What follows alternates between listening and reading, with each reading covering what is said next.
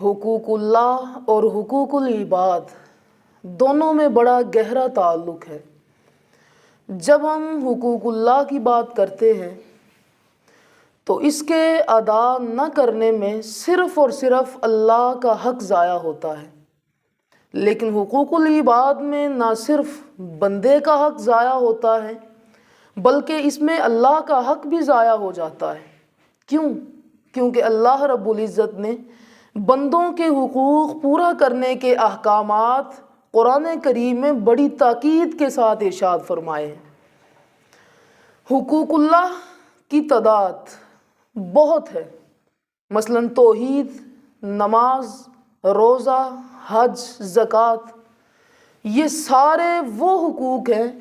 جو انسان کے اندر کی دنیا تعمیر کرتے ہیں، اس کے نظر و فکر کی اصلاح کرتے ہیں اور اس کی خواہشات اور جذبات کو ایسا بنا دیتے ہیں